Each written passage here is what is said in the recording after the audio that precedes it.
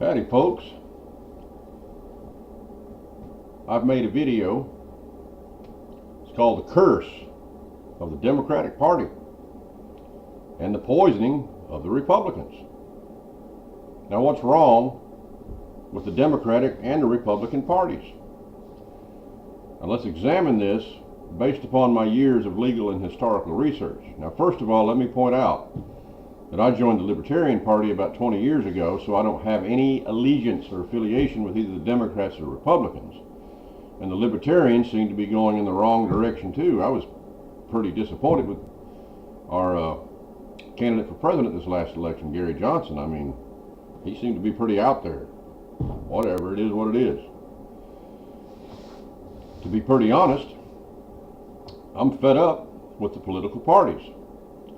But we have no choice but to deal with them. Things are a mess, and quite frankly, the cancer that affects us might be terminal. Now let's first discuss the Democrats. Now the Democratic Party was founded primarily by slaveholders.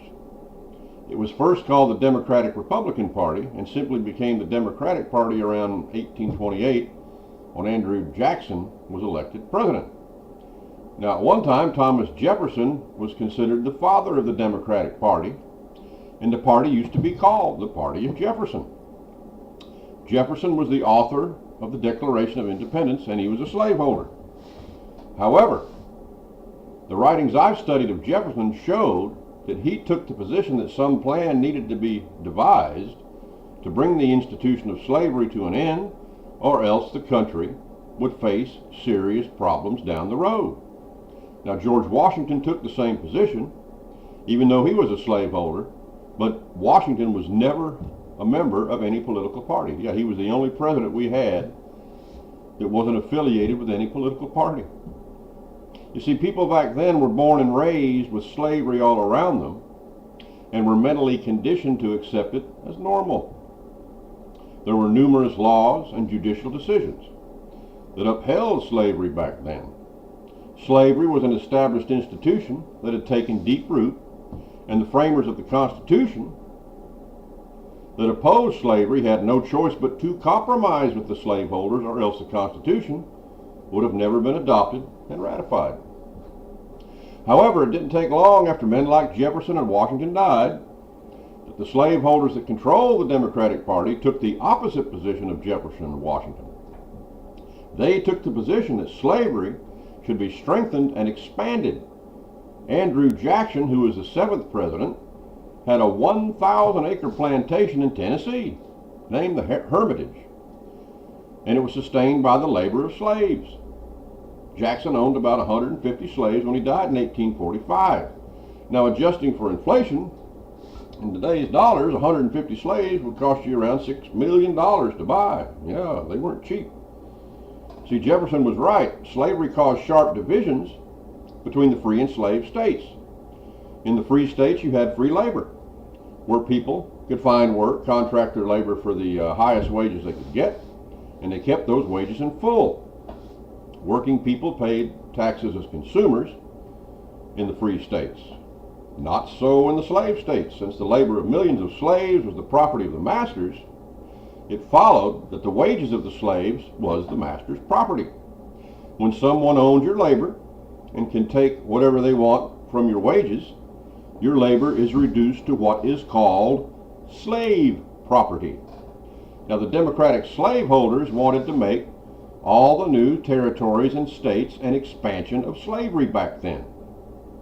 The Dred Scott case in the 1856 term of the Supreme Court gave them the legal basis to expand slavery all across the nation.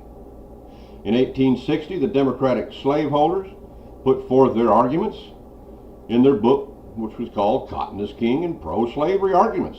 Yeah, that's one of the old books I've got. I've studied that sucker. In the slave states in pre-Civil War America, politics, the courts, the press, and religion all combined forces to try and expand the institution of slavery across the entire country, and to enslave in some way all people who work for a living, no matter what the color of their skin. Yeah, they didn't teach you that in school, did they? No. All right, now a man named Hinton Helper saw this. Helper was a non-slave-holding white from North Carolina. He wrote a book published just before the Civil War called Impending Crisis of the South, How to Meet It. The old Abe Lincoln mentioned Helper in some of his campaign speeches when he ran for president in 1860. Anyway, on pages 102 and 3, this is what he said. The black god of slavery, which the South has worshipped for 237 years, is but the devil in disguise. And if we would save ourselves from being engulfed in utter ruin, we must repudiate this foul god for a pure deity and abandon his altars for a holier shrine. No time is to be lost. His fanatical adorers, the despotic adversaries of human liberty, are concocting schemes for the enslavement of all the laboring classes, irrespective of race or color. The issue is before us. We cannot evade it. We must meet it with firmness and with unflinching valor. Yeah, they didn't teach you that in school either, did they? Helper also pointed out that the democratic slaveholders control the government at all levels in the slave states. On page 159 of his book, this is what he said. The magistrates in the villages, the constables in the districts, the commissioners of the towns, the mayors of the cities, the sheriffs of the counties, the judges of the various courts, the members of the legislatures, the governors of the states, the representatives and senators in Congress are all slaveholders. Yeah, quite a government, huh? In the slave states, the democratic slaveholders control the press. They control the educational systems. And they control the churches too. In short, they controlled what people's minds were fed from the cradle to the grave. The people of the slave states were thoroughly brainwashed by the democratic slaveholders, and every election the people got to vote for the slaveholder of their choice. Even though the democratic slaveholders only represented around 3% of the population, they were the only ones on the ballots every election. Then along came the Republican Party just before the Civil War. You see, the Whig Party wasn't cutting it when it came to opposition to slavery. So the Republican Party was born in 1854. And in 1860, there were enough votes in the free labor states of the North to elect Abraham Lincoln, and the democratic slaveholders, who were also known as the slave power back then, lost control of the federal government. Now, to protect their beloved institution of slavery, the democratic slaveholders seceded from the Union, and to try and accomplish spreading slavery all across the country and to bring all working people under their yoke, they started a civil war. The democratic slaveholders lost the Civil War, but not until around 1.1 million people were either killed or injured. The democratic slaveholders had no remorse either after they lost the war. They were angry that they lost power over the labor of millions of human beings. Now, after the Civil War, Lincoln was going to put all the democratic slaveholders on trial in a military court for treason. And if found guilty, they were going to be hung. He's going to get rid of them. Their estates would be confiscated, and the former slaves would get these lands parceled out in 40-acre increments. They would also get a mule along with the 40 acres. Hence the old saying, 40 acres and a mule. That's where that came from. But you see, this never happened. The slave power managed to murder Lincoln just 6 days after General Robert E. Lee surrendered at Appomattox. Yeah, who murdered Lincoln? John Wilkes Booth. Who was John Wilkes Booth? He was an actor. Look at all the actors and actresses and entertainers today. Almost all of them. What do? They support the Democratic Party, don't they? Things haven't changed very much. See, this made Andrew Johnson president after Lincoln was killed. Now, Johnson turned out to be a traitor to the Republican Party, who had sympathies with the former Democratic slaveholders. Yeah, Johnson did. Rather than put the slaveholders on trial, Johnson gave the slaveholders, the former slaveholders, amnesty. Gave them their estates back. Yeah, he did. This allowed the former Democratic slaveholders to get back on the ballots and get back into power at the federal, state, and local levels of government. The former Democratic slaveholders wasted no time in trying to re-enslave the newly freed slaves using arbitrary laws. And Union generals who controlled the former slave states after the Civil War, when they were under martial law, they had to void these laws. Yeah, they did.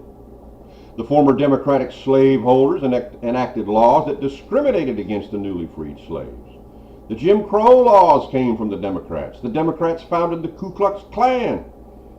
The United States would be, I submit, a much better country for all people if the former Democratic slaveholders had been tried for treason and hung, and Lincoln's 40-acre and a mule policy implemented.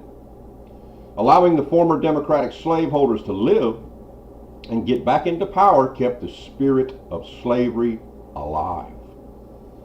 The only way to kill the thinking that upheld slavery was to kill the Democratic slaveholders, and Lincoln knew this. Even though the former slaves were discriminated against by unjust laws placed on the books by the Democrats, the country prospered after the Civil War.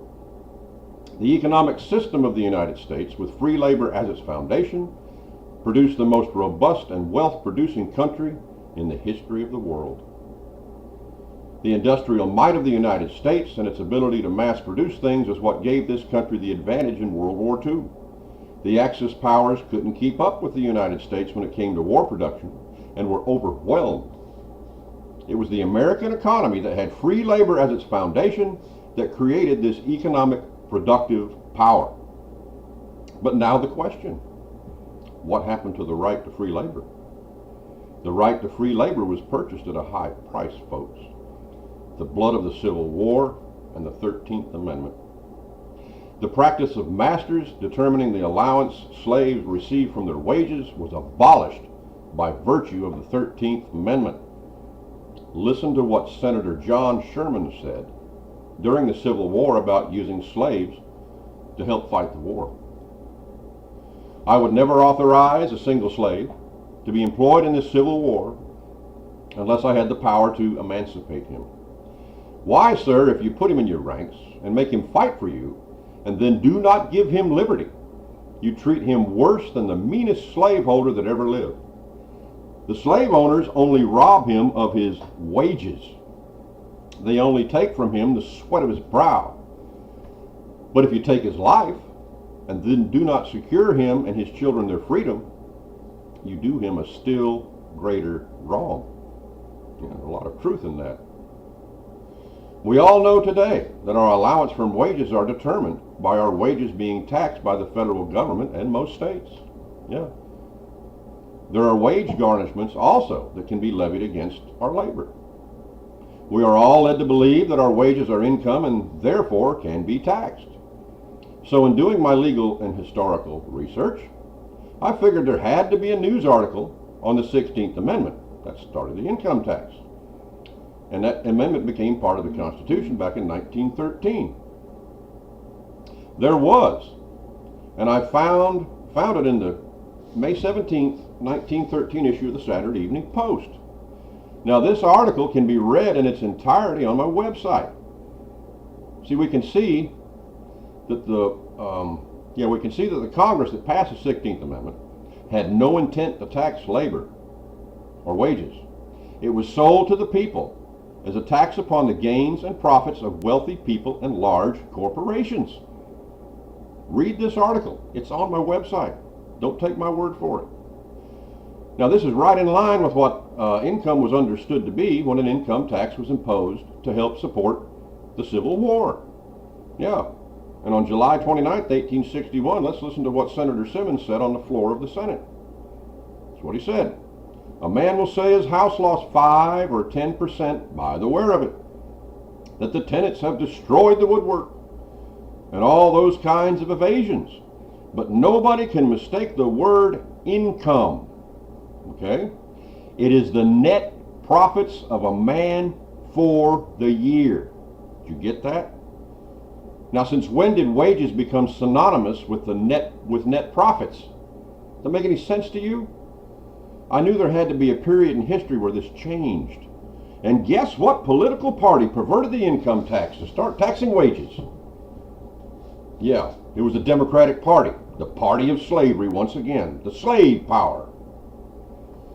The Supreme Court in 1920, in the case of Eisner versus Macomber, defined income along the same lines described in the Saturday Evening Post income tax article from 1913 and the way congressional members viewed the income tax back during the Civil War. Income was always associated with the gains and profits of business activity, or to put it in legal terms, the gains and profits of persons who function in a corporate or quasi-corporate capacity. This does not sanction taxing wages, and the court ruled that the 16th Amendment gave the federal government no new taxing powers. You got that? The 16th Amendment merely removed the apportionment rule when it came to taxing the gains and profits of business activity, so that the income tax could be treated as if it were an indirect tax, such as tariff taxes are. See, that way the money could go straight into the Treasury and the Congress could spend it the way they saw fit. See what I mean? When you have to subject taxes to the rule of apportionment, it makes it a lot more difficult. See, taxing wages was a perversion of the income tax laws. Okay? And it occurred during the New Deal of the 1930s under Democratic President Franklin Delano Roosevelt, who my research showed me was looked up to by many people if he was some sort of a god back then. Yeah, my mother was a FDR worshiper. Ronald Reagan voted for FDR every time he was on the ballot. Yeah, he was looked up to like he was some sort of a god. Crazy. See, politicians aren't gods, people. No, they're flesh and blood human beings who can be corrupted by power. See, that's something the Constitution was designed to prevent, but it damn sure didn't do it during the presidency of FDR. It was the Social Security Act of 1935, which Social Security, by the way, was part of the Socialist Party platform of 1932. But the Social Security Act of 1935 was the first law in the history of the United States to begin taxing wages. Did you know that? Started at 1% of wages in 1937. We've come a long way since then, haven't we? And now children are born slaves with their taxpayer identification numbers assigned to them at birth. See, this is the resurrection of the old slave maxim, partus sequitur ventrum, for the offspring follows the condition of the mother. Yeah, the offspring follows the servile condition of the mother. You got that? It's applied to all institutions of slavery throughout history. As King Solomon said long ago, Ecclesiastes 1:9, what has been will be again. What has been done will be done again. There is nothing new under the sun. Rather than amend the Constitution to legalize the socialism or the servitude the New Deal imposed upon the people, FDR and his socialist cult, that's what they were, viciously attacked the Supreme Court and packed the Supreme Court. As justices died and retired, the courts today are just corrupt as hell. They're packed. The independence of the judiciary was effectively destroyed, and the judges today are nothing more than the henchmen of your masters. Yeah, you see that, don't you? Look at what they're doing to Trump's travel bans. The judges create whatever legal fictions are needed to pronounce laws constitutional, even though they're not. They're just a part of the de facto system we live in. Yeah, the legitimate government, the constitutional government, is what's called de jure. We don't have that anymore. It's de facto. It's illegitimate. The research I've done has proven that the Democratic Party, it's a curse. It's a curse to this nation. It's high time that the people set their faces against this socialist party and put them out of business. The mainstream media and press are primarily a Democratic socialist propaganda ministry. I've known this for over 20 years, folks. You see, when television first came into being, when it was first going to be marketed in 1939, it took years to develop it. Yeah, they blocked it. For a whole year, they blocked it. Yeah, FDR and his socialist cult blocked television from being marketed. Thousands and thousands of new jobs that have been created back then. That was during the Depression. People needed to work. Why did they block it for over a year? They wanted to control it. Yeah. They made a propaganda ministry out of it, is what they did. See, none of these people dares to tell you the truth. Even Fox News ain't going to tell you the truth that you're not free. Nah, None of them are. See, the Republicans have been so poisoned by the Democratic Socialists over the years, they need to make some serious adjustments to redeem themselves. Yeah, they do. The Republicans used to be known as the Party of Lincoln, but that party died with the New Deal too. Sure did. The party of Jefferson and the party of Lincoln are dead as far as the Democrats and Republicans are concerned. Free labor is dead, and the Constitution is dead. Yeah, now you see why Justice Scalia back in 2013 said the Constitution is dead, dead, dead. Yeah, he knows. He knew. You see, folks, when the New Deal began after FDR took office in 1933, there was a 100-day emergency session of Congress that FDR called forward in the spring of 1933. Now, in the August 12, 1933 edition of the Saturday Evening Post, an article entitled 100 Days by Garrett explains what happened during this 100-day emergency session of Congress. Yeah, you can read this article in its entirety on my website. Read it. Don't take my word for it. But let's read what the article says, how it opens. Social revolutions are, by nature, sudden and more or less incredible in the time of taking place. The intended consequences are two, namely a transfer of power and a transfer of wealth. Yeah, the socialist thing, transfer of wealth. Formerly, the power to be transferred was political power. In the modern sense, it's economic power, but the essential design is in no way altered. Power of its own sake, political or economic, is not the popular object. People themselves cannot exercise it. They are obliged to delegate it to a dictator, reserving only the right to change dictators, even if necessary, by another revolution. A redistribution of advantage and wealth, that is the popular object, and that is what the power is for. Now, by this definition, the country is in a state of revolution. It was unpredictable. When Congress assembled on March 9th, under an emergency call, no one knew what it was going to do, nor did it know itself what it was going to do, either at the beginning or the day thereafter. It went from one step to another. That kind of uncertainty peculiar to sleepwalking. It received the demands of the revolution, serially in the form of pre-prepared laws, and enacted them with practically no debate and no drama. In the early morning of June 16th, it adjourned. The entire life of the session had been 100 days. That was all the time it took to erect a complete temporary dictatorship in the person of the president, standing for the popular will. Yeah, they made him a dictator. And Congress had nothing to do with writing any of those laws. Nothing at all. See, there was this inner cabinet Roosevelt held. It was called a brain trust. Mostly it was a bunch of socialist college professors. They wrote it all. Your elected representatives didn't write any of it. None of it. Over 70 laws were passed back then. None of it was written by your elected members of Congress. None of it. And that's the way it's been ever since. That's what's wrong with your Congress. Okay? And if we go, let's do this. May 11th, 1936, Time magazine. Yeah, National Affairs. Taxation, House default. That's what this little article was called. Step by step, gloomed Representative James W. Wadsworth in the House one day last fortnight.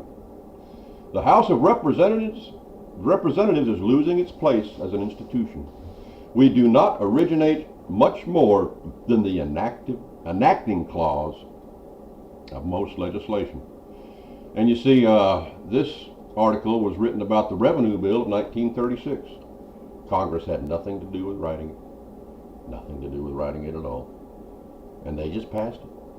Yeah, the executive branch of government wrote it. See, all of your tax laws, ever since FDR and the New Deal, yeah, your entire Internal Revenue Code, your entire tax code since then, is de facto.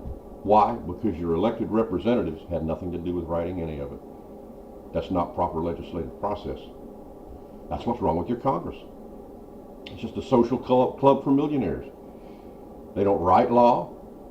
Hell, most of the time they don't even read the laws they vote on. I remember that movie Michael Moore made back after George W. Fahrenheit 9/11. He was upset about that Patriot Act. And he was interviewing Conyers, Representative Conyers. And Morris asked him, well, how can Congress vote something into law they haven't read? Conyers said, sit down, my son. We don't read most of the laws we vote on. He just flat out told him that. And that's true for both the Democrats and the Republicans, folks. They're not exercising their proper legislative powers, and that's why Mr. Trump is having a hard time getting anything done. They're not doing their job, and now they want to go into recess and go on vacation. You need to elect people into Congress that are willing to exercise the proper legislative functions and sit down and write law like they're supposed to. See, when I ran in 2000, that's what I was going to do. I had legislation that I drafted called the Liberty Restoration Act, designed to enforce the 13th Amendment. You can read it on my website. And if I get into Congress, you betcha, I'll introduce that. There'll be a lot more legislation that I'll introduce too that I write, and people that I hire as my staff will write. Not bureaucrats in the executive. See, that's what the deep state is. You have a democratic, socialist, deep state organization entrenched in the executive branch of government. And that's where most of your laws come from. Yeah, that's where they come from. And that's why they hate Trump. See, Trump's a threat to them. Yep, like Paul Harvey said. And now you know the rest of the story.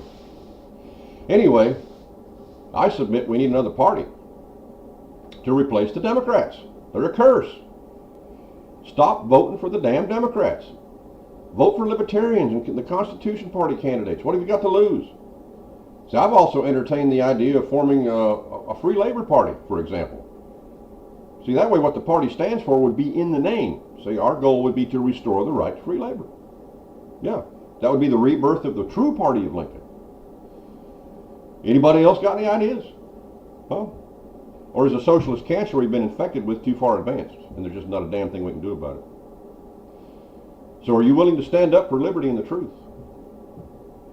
Folks, just watch my 4-part video on the perverted Constitution on my website. It's serious. I mean, things are really screwed up. So in ending this video, let me share with you an excerpt from one of Lincoln's speeches, Springfield, Illinois, June 27th, 1857. In those days, by common consent, the spread of the black man's bondage to the new countries was prohibited. But now Congress decides it will not continue the prohibition, and the Supreme Court decides that it could not if it would. In those days, our Declaration of Independence was held sacred by all. But now, to make the bondage of the Negro universal and eternal, it's assailed at, and sneered at, and construed, and hawked at, and torn, till, if its framers could rise from their graves, they could not at all recognize it. The same is true today. All the powers of earth seem rapidly combining against him. Mammon is after him, ambition follows, and the theology of the day is fast joining the cry. Think about it. Don't your churches today, your preachers and ministers tell you it's your Christian duty to pay all your taxes? Yeah. In other words, if they want to tax your wages, it's your Christian duty to submit. It's the pro-slavery sermon. That's all it is, a pro-slavery sermon. They have him in his prison house. They have searched his person and left no prying instrument with him. One after another they have closed the heavy iron doors upon him, and now they have him, as it were, bolted in with a lock of 100 keys, which can never be unlocked without the concurrence of every key. The keys in the hands of 100 different men, and they scattered to 100 different and distant places. And they stand musing as to what invention, in all the dominions of mind and matter, can be produced to make the impossibility of his escape more complete than it is.